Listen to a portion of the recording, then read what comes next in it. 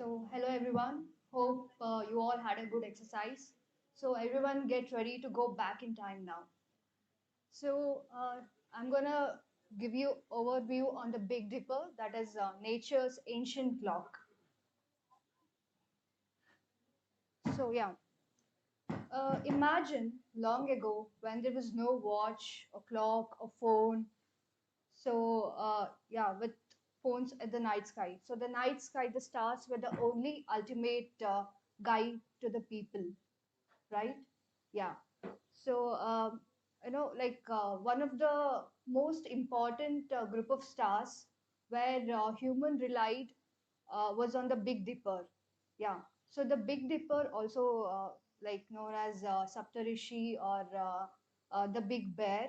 So it, uh, yeah, right. So, long ago, people, observed and realized that the Big Dipper was, the movement of Big Dipper around the Polaris, that is the North Star. So this observation gave them an idea that they could understand the time with this movement. It is, of course, not a random movement. This is Earth's rotation. So Earth not only just moves daily, it moves around the sun yearly. So this so it makes the Big Dipper move shift. Change the shift in each month. So to account this, what ancient astronomers thought, they found a reference date that is on the March 6th, where the reference time or the reference hand is the local time. So this is how the we see the Big Dipper. Sorry.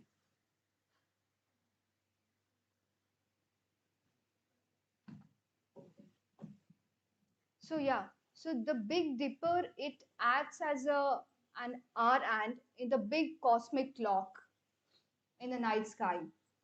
So now, yeah, there were many sailors, explorers, or farmers who were dependent on the night sky. So the night sky, the stars were the cosmic clock to them. And some of the ancient, sailors like Phoenicians and all, they were like sailing around to the unknown places without any maps or without any charts or without any GPS. So how did they know the route, or how did they sail without having any charts? Yeah, they were relied on the Big Dipper. So Big Dipper has two stars, that is Meru and Dubhe. So with that, they have it directly points to the North Pole, which gives them the direction of north. So these explorers, or they did not just stop on the north. They even try to calculate the time and yeah, they calculate, yeah, and also, yeah, position. Sorry.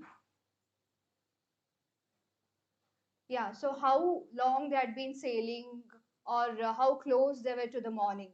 So they calculated all this.